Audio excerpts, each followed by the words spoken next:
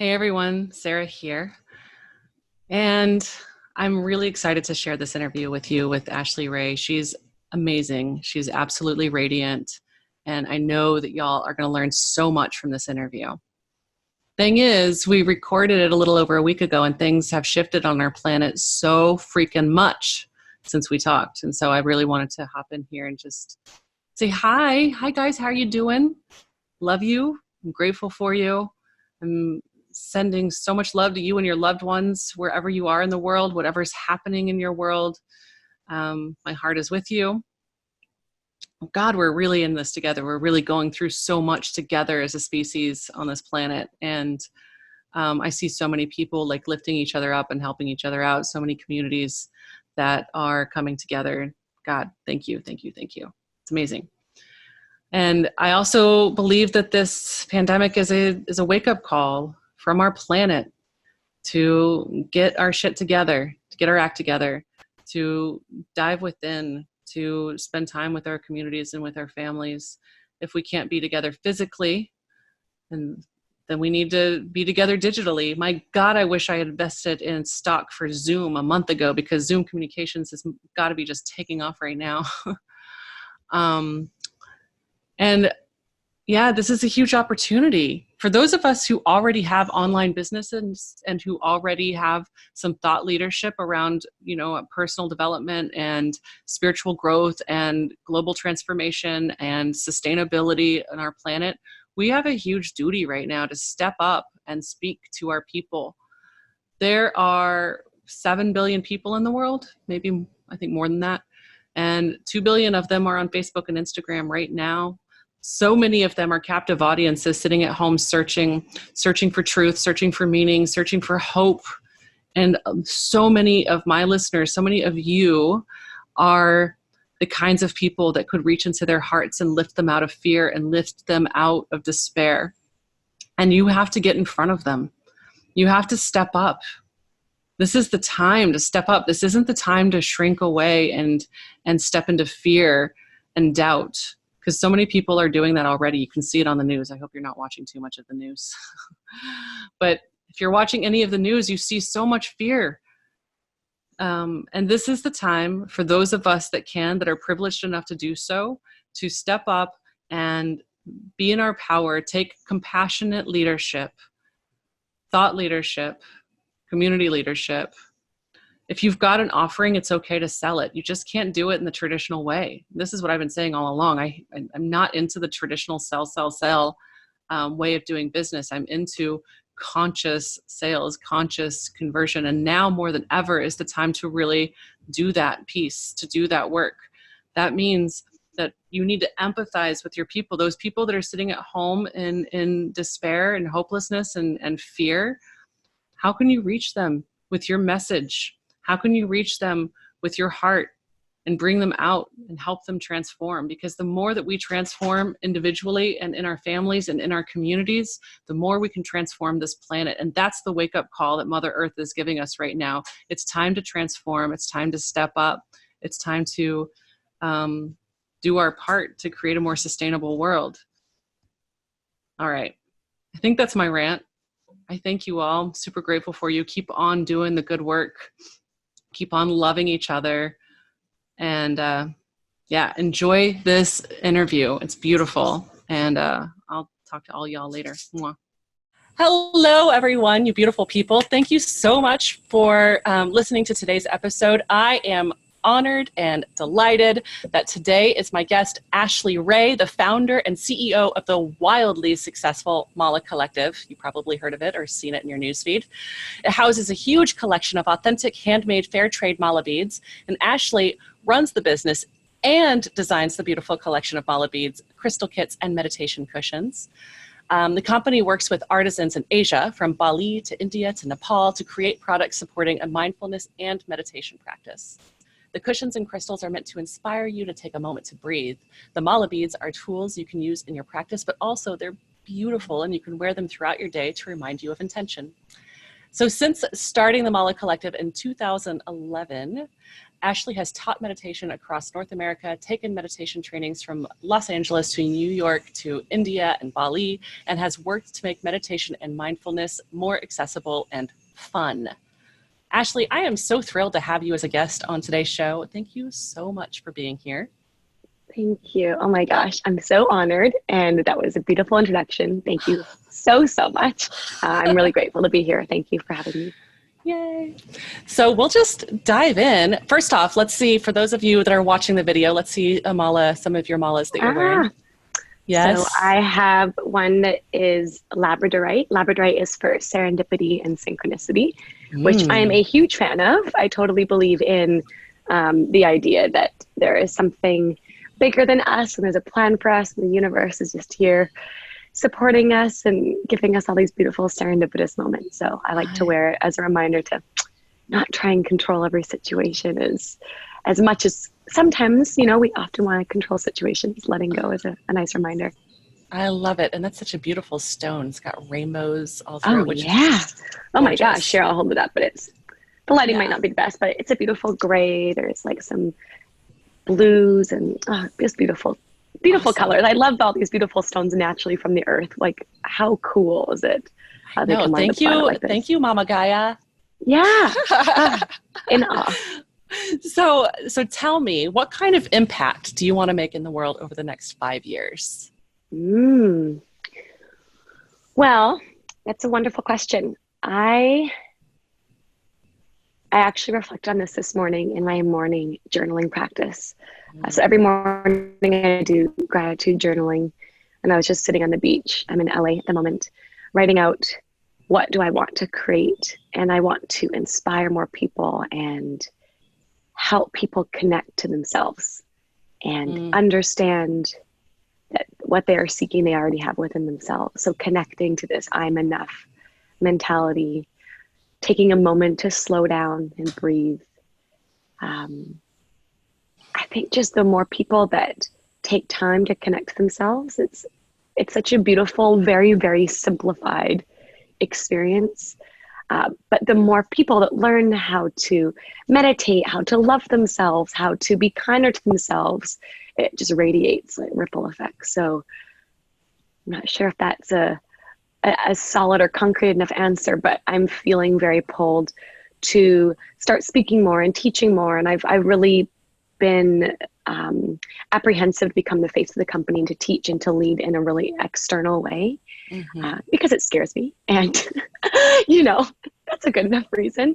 And I'm trying to get over that and realize, okay, Ashley, get over yourself and get over your fear, and you stepping out and sharing and teaching might inspire a couple more people to connect with themselves. So that is the path forward for myself personally. And then through Mala, continue making product that helps inspire people to meditate, continue employing artisans, continue growing our team, continue inspiring, just, slowly but surely. I don't have this huge skyrocket plan. It's just slow and steady in this beautiful, gradual, organic growth. I love that. And, I love the idea of the ripple effect and, impacting just one person at a time and seeing how that can then impact the next person and the next person. That's beautiful. Yeah. What people do you think, or do you feel like resonate with you the most? That's such an interesting question. Because I think that I think deep down, every single person really wants to meditate and really wants to understand how to enter or dip their toe into that world. And I find it so interesting how we judge people externally of like, oh, that person will never want to meditate. That person will think it's too woo-woo if there's crystals and self-love and mantra. And I find that the people that I think wouldn't resonate with me the most end up having this like beautiful story that they really, really want to share. They just never had permission to share it before. So I think it's, there's people that are really open and they've been given permission to share that way and have that language, and they've been taught how to, verbalize feelings and emotions and fears. And then there's this other group of people that, that's like, they're a little bit apprehensive about that. But as soon as the conversation starts, there's this outpouring of personal experiences and desire to heal and desire to connect. so I quite love those experiences. I remember I was in Italy teaching meditation, and I was at this event, and this kind of curmudgeon-y old man came up to me, and I had these crystals out. I had rose quartz crystal, a clear quartz, and labradorite. And I was like, oh God, this guy's going to hate everything I'm about to say. He's like, what's happening over here? And I'm like, well, this crystal's for self-love. This crystal's for clearing space. This crystal's for serendipity. Just kind of like biting my tongue, like, oh God, what's he going to say? And I'm like, is there one that speaks to you? And he grabs the rose quartz. He's like, I think I need some self-love. And then he goes on this beautiful story about self-love and how he's on this journey around the world. And I was like, oh my goodness, I should never have judged you as a curmudgeon-y old man. You have this really cool story. And so I love those experiences of the assumption that maybe somebody won't connect with mindfulness or spirituality or awareness. And really everybody does. Maybe they just don't have the language behind it, but that was a really beautiful experience to remind me to not judge people. I love that. And I hope you posted about the curmudgeon old man who loves rose quartz and self-love. I didn't actually. This is the first time I'm sharing that. So it was beautiful. Yeah. What kind of rituals, you've mentioned this already a little bit, like with your morning journaling, but what kind of rituals and routines help you to show up in the world aligned and ready to serve your audience? Well, I would say that my favorite routine at the moment, my favorite ritual is gratitude journaling. So I do it every single morning, no matter where I am in the world. And I've been doing it maybe for 10 months now, every single day. Maybe I'll miss a day here and there. But what it looks like is first thing in the morning, I get up, put on something that's socially acceptable to walk outside in, probably Lululemon and a hoodie, and take my journal and I go to a coffee shop, no matter where I am. And I just write everything I'm grateful for. And then I write one page of reflection, or I'll take about 10 minutes for each. So 10 minutes of gratitude writing. It could be as simple as, this morning, I'm grateful there's sand on my toes. I'm grateful I have this coffee. I'm grateful the ocean's here. I'm grateful for my team at home. I'm grateful for my life that I get to talk about meditation. I'm grateful for, the meetings I get to go to this week and that I got to be on an airplane. Like all of these little things that just kind of a waterfall effect starts coming out. And then I do a reflection on, hey, last night I experienced this, or yesterday I experienced this, or a thought that I had. And then I just really dig deep into a reflection or an awareness that's popped up in the past, 24 hours. And there's always something. The more I'm reflecting, the more it comes out. But I've noticed it helps change my verbiage throughout the day to be more grateful, to be more aware of little things. To express gratitude to my friends, to my family, to my team members, to strangers, just telling, my barista, hey, your hair looks beautiful today, or this outfit looks wonderful, or met a lady at an event last night, it's like, your energy is so spectacular. And just maybe before I wouldn't have verbalized those things.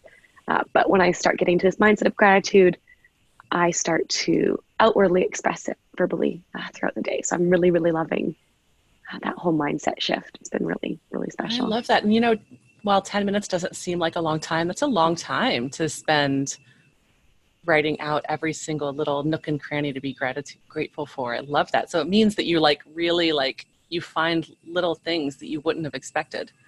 Oh, and let me tell you, not every day I'm in the best mood. Like, admittedly, I was a little bit grumpy this morning, even though I was at the beach. Like, how dare I be grumpy on this beautiful day? But I was. And so I did my gratitude, and I did a meditation, and I picked my journal back up. I was like, gratitude redo. And I've never done that before. And so I did a gratitude redo page this morning. So I was like, okay, pull your head out. Let's be really grateful here. This is a pretty awesome moment. So I did 2 gratitude pages this morning because the first one was a grumpy gratitude that I just had to get out. Grumpy gratitude. That's another post. Totally, yeah. So you've been doing this for a long time. I think it was 2011, and what you're doing has been working. Your organic reach is constantly growing. How do you stay consistent with your marketing efforts? I would say thank you for calling consistent. That's a beautiful external validation. Thank you. I don't know if I would call it consistent. I think that, the evolution of the business has been really interesting. When we started it, we were really interested in mala beads and gemstone jewelry. And I was a journalist before I started my business. And so I was really led by curiosity. I would interview people, I would write stories. I would say that that's probably where we started, like the organic, consistent marketing is just, curiosity and sharing what meditation and mindfulness can be. And then I became very interested in, after hearing these stories about what mala beads mean to people through a physical manifestation, to signify meditation. It's like, what else can we make that's beautiful and inspiring for people to have in their home? So I would say the evolution of our marketing and our branding and our whole experience is a curiosity of, if I'm thinking about this, I wonder if other people are thinking about this. If I'm curious about having a meditation cushion at home, are other people curious about that? And so a lot of the experience is I'll go over to Asia, work with artisans there, design product, bring it home. We'll often shoot it in my apartment, or we'll style it as a team in a really organic way to how we would want to wear it or have it in our home or gift it to somebody. So it's very much a really, really personal reflection of all of our journey on our team. And I would say the consistency of the marketing is, a big part of our product is we want it to be really beautiful because we want people to wear it. We want people to have it in their home.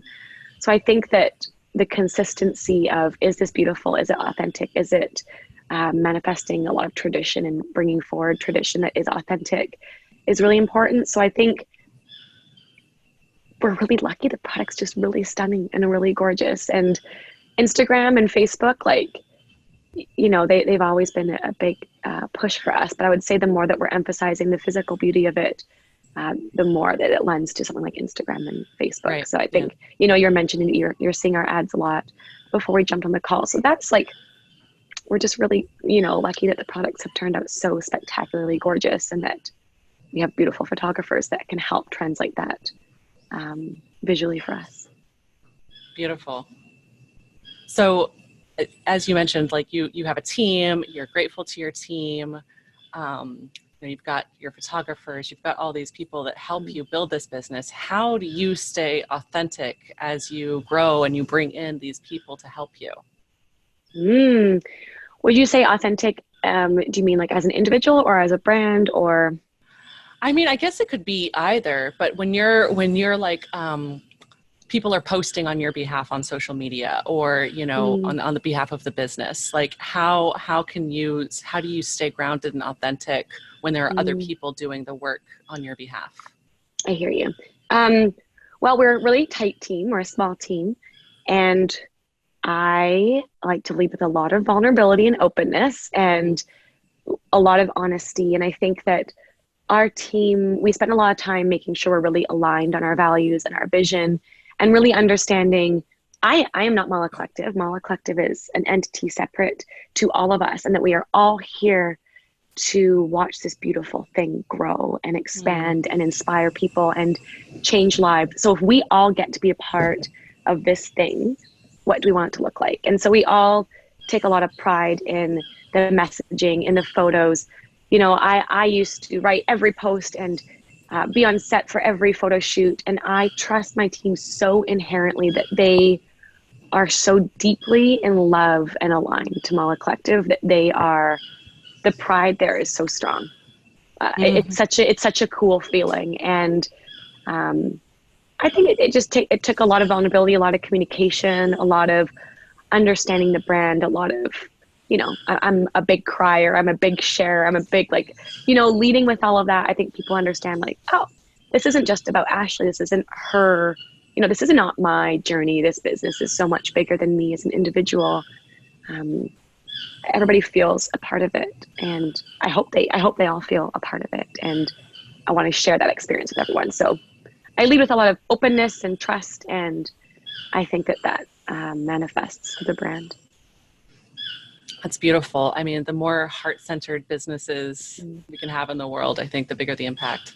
So thank you so much for showing up so vulnerably and putting yourself out there in such a big, powerful, beautiful way.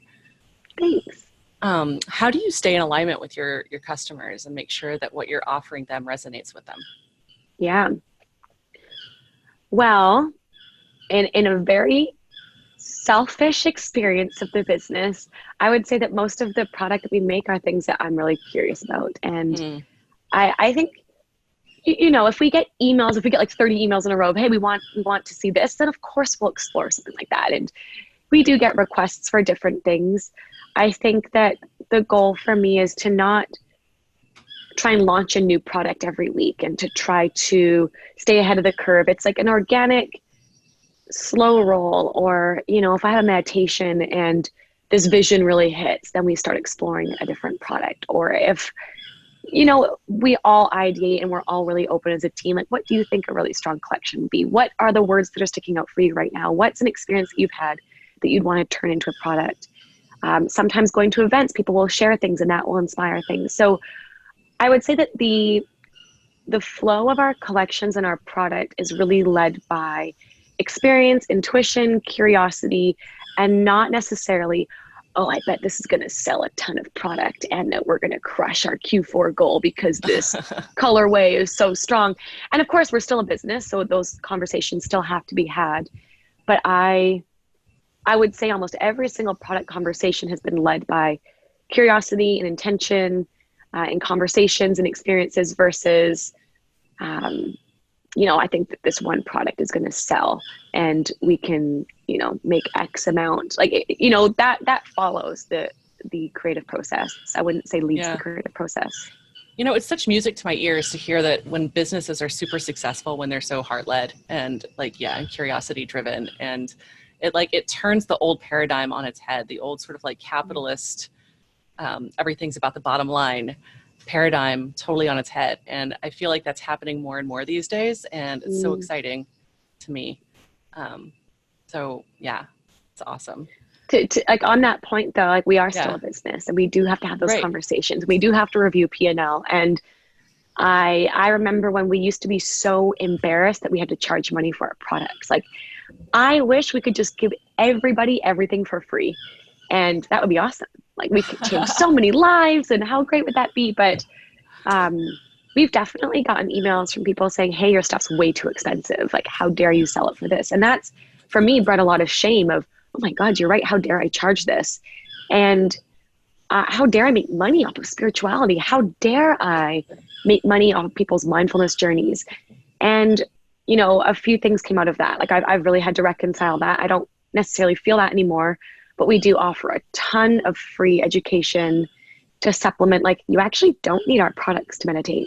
You don't need a mala to meditate. You can meditate with your breath. You don't need a cushion. You can sit on a pillow. You don't need a crystal. You know what I mean? None of these things are necessities for you to connect to yourself. We offer them if you would like, but there's plenty of people that make them for a third or half or whatever of the price. We're really proud. We work with artisans. We use natural materials. If that's important to you, we've got that. If it's not, yes, go spend $10 somewhere. That's awesome. If that helps you in your practice, absolutely.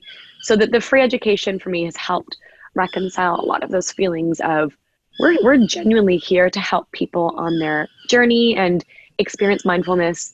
And if the barrier is too high monetarily, then hey, we'll just help you meditate through video and through audio. And one day if you want to buy something, great. If you don't, that's totally fine. Yeah. You know what I love also though, that you know, you're doing fair trade, you're compensating the artisans, probably, you know, they're at least their asking price, if not more. You are probably paying your team really well, so that everybody involved in the process is infusing your product with love. And that to me is priceless. You know, I think that the money thing has been such an interesting experience because the business never started with the intention of making money. It started by accident. And my word this year is abundance. I want everybody to make a lot of money. I know that the more my team thrives and the more that we thrive and expand, the more lives are affected in a positive way. And if we don't thrive, then the business does not exist. Therefore, nobody gets to experience this beautiful product. So I'm really working on reconciling those own feelings around money and abundance and awkwardness, you know, when money comes up. So I'm working to make sure my team is taken care of and feels safe and secure, and everybody that we work with feels that way. So it's been an interesting energy shift of let's just spread peace and love to, okay, this is a business. We have to be mindful and also really aware of money. So it's an interesting balance. So what got you interested, even though you were reaching people organically and you were doing so well organically for a while, like what got you interested in the paid ads piece of things? Yeah, I think that a lot of our organic reach comes from different companies that we partner with. So, for example, like when we launched with Lululemon, that was a really beautiful, huge organic push for us. And then when you do a huge push and people start seeing you align with a larger company, oh, I can make money off of that. And then a ton of competitors start popping up. So I think that, organic is really important and really strong. And the goal for us is to always lead with more organic than paid. But, it's a business. If you want to scale, in my opinion, doing paid advertising isn't a bad thing. You're reaching people. And I think being aware of the messaging and making it really accessible, making it really light and making it fun and open when you're doing top of funnel. Like, for example, if you've never heard of meditation or mala beads or, gemstones, and you're just dipping your toe in, how can you reach that audience and get them through a funnel to get them interested and intrigued in meditation, mindfulness? And that's, I don't have the solution. It's an art and a science combined, and it's always testing and always pivoting and trying different language, trying different photos, trying different videos, and seeing what speaks to people. And having started the business 9 years ago, I would say meditation's come a long way, and that people are really open to it now. People are talking about it really openly. So our messaging has changed, and it's just curious to watch how our ads pivot and try to reach a wider audience. But as mindfulness becomes so accessible across the board, that wider audience kind of exists now without us having to educate. I used to have to tell people what mala beads were. We don't have to educate on what mala beads are anymore. Most people know what they are. So now it's how do you use it as a tool in meditation? How do you sit and help it focus your breath? So the paid advertising is, of course, to like supplement income and to help generate more revenue as we have more competitors, I guess, is like the summarization of my huge rambling. Wasn't rambling. I was following the whole time. It was on point. And yeah, I mean, I feel like, paid ads are the thing that can like bring in the people who wouldn't otherwise find you. And you never know whose life you're going to touch by finding that top of funnel thing that will sort of bring them into the world of meditation. And so that's awesome. What kind of results are you seeing now? Results, I would say, are stronger for us through Instagram and Facebook because our product is so visual. So we do both Google AdWords and Facebook, Instagram ads. And I think that they're two different audiences. And I'm curious of your experience in this, but for top of funnel, for a cold audience, so if someone doesn't know what top of funnel is, it's somebody seeing your brand for the first time. So they've never been to your website, they've never read about or seen your product yet. So for us, because our product is so visual, we have a lot of success through Instagram ads, through video, and through education. Google AdWords, it is just a sentence that you see on like the sidebar. Because our product's beautiful, you don't really see the beauty in Google AdWords. But what we do notice is the more we advertise through Facebook and Instagram, the more success we have with our Google AdWords, because the more people that see our product and see the name Mala Collective, maybe then they'll go type in Mala Collective after seeing our ads like 7 or 8 times on Facebook. And then they'll click on the Google AdWords, then Google AdWords converts. So it's kind of this cyclical supportive effect that, the more Facebook, Instagram ads we're doing, the more our Google AdWords go up. And then this, like they just support each other in a really beautiful way. Yeah, you're speaking to sort of what like I think of as an ecosystem. Yeah. And you can't necessarily look at everything in this linear way. Because, not only you've got, like, if somebody were to go to your website, malacollective.com, they would see a place where they can opt in and get on your newsletter. So they might be getting emails and seeing your ads on Facebook and seeing your ads on Instagram, and they could purchase from any number of those things, but it might not be their first point of entry. That is the thing that converted them. So it's super nonlinear, and I feel like it's it's like a matrix of possibility. Yeah, and I feel like building up trust with people is really important. And having been a journalist for quite a few years, for me, educating and sharing in a really accessible way is just inherently super important to me. And that's lent itself so beautifully to our marketing that hey, we want to educate you, we want to uplift you. I think the more free education, the more support we're offering, the more trust gets built up.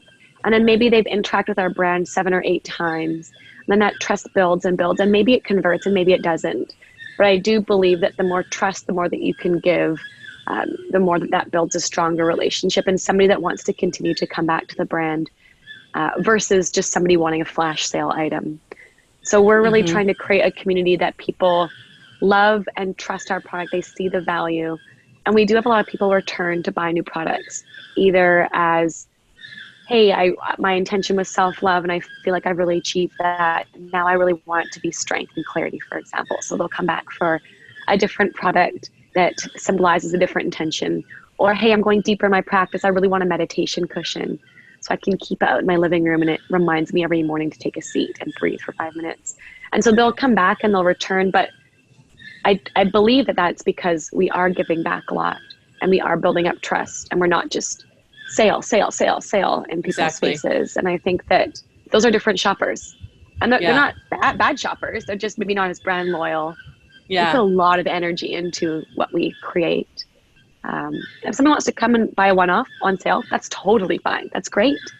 But I'm really curious and aware and driven by this idea of creating a community that keeps returning and loves us and recommends us and shares our meditations. And, maybe we've brought them into meditation and they go deeper with somebody else. Like just the whole cyclical experience just versus the transactional experience.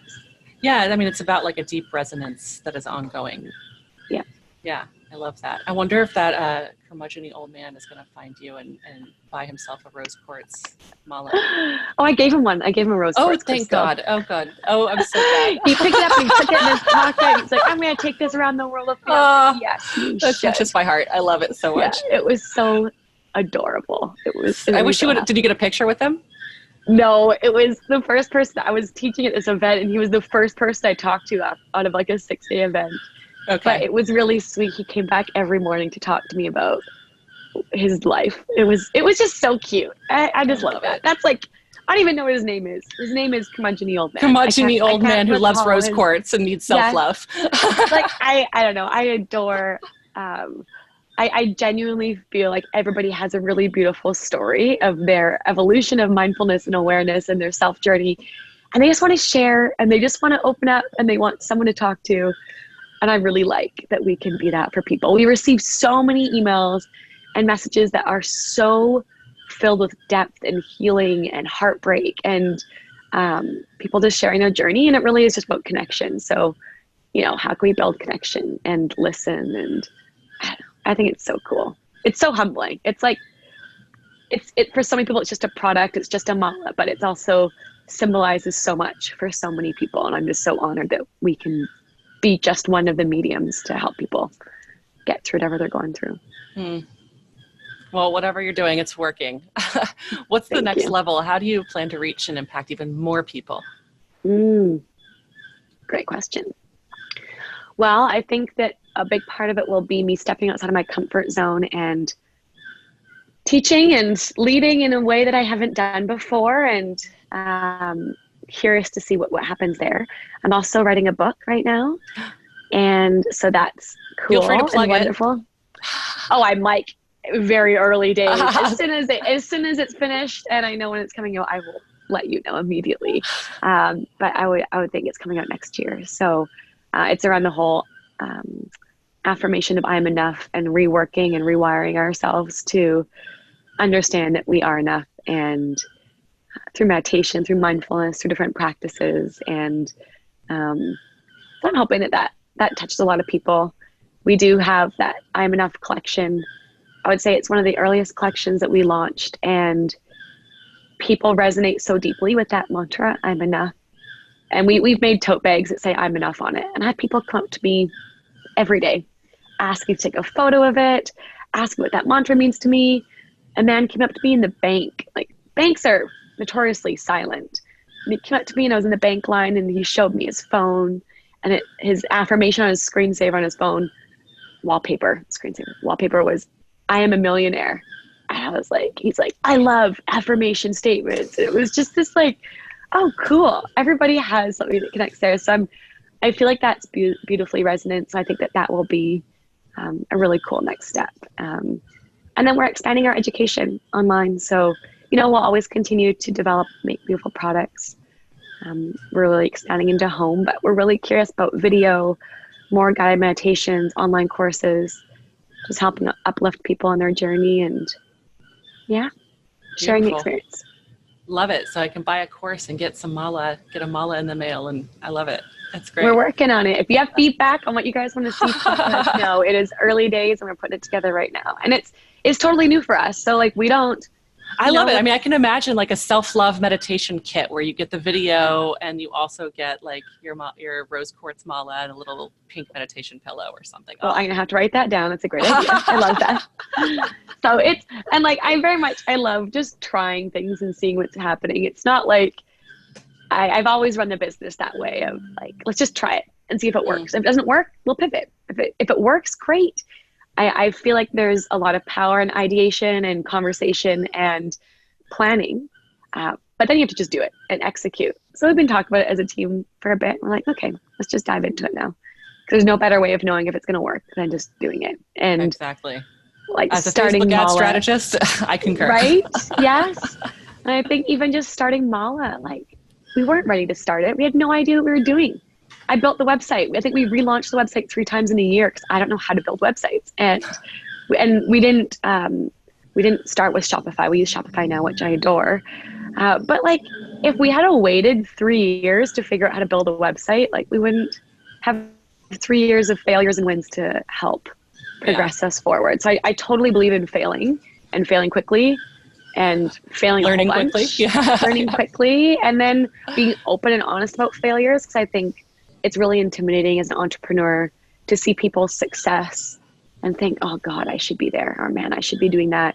When really people aren't leading talking about all the failures. I've had a ton of failures. I have screwed up so much.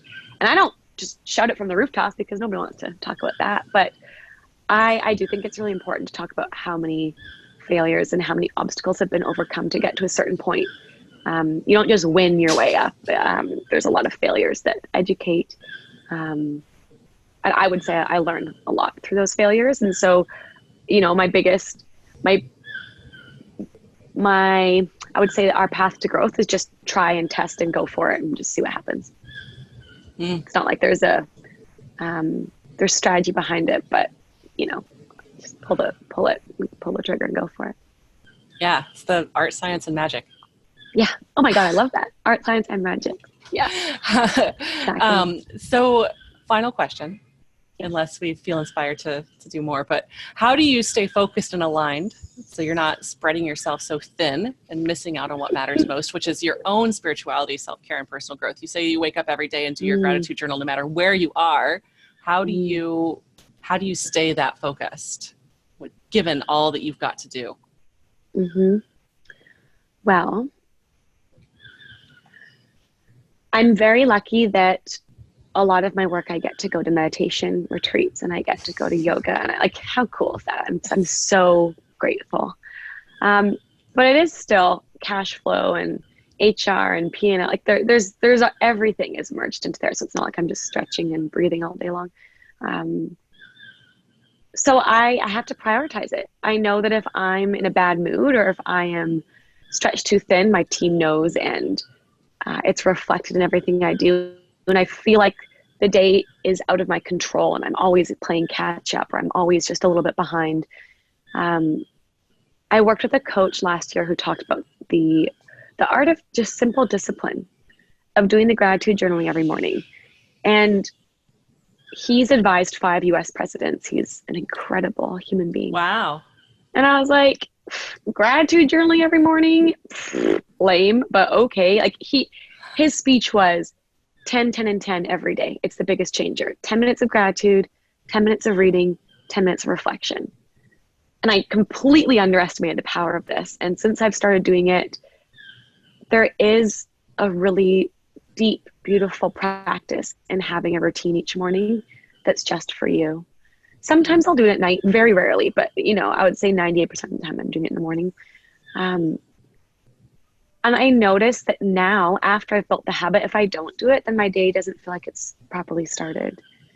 I also prioritize hiking every year. I take myself on like a 7 to 10 day hike every year, like in the Himalayas. This year I did Japan. And that I go whether I want to or not. And like, usually I don't want to before I'm about to go. I'm like, oh my God, work is going crazy. This is happening. And work is always going to be crazy. Something's always going to be happening. Something's always going to be this or that.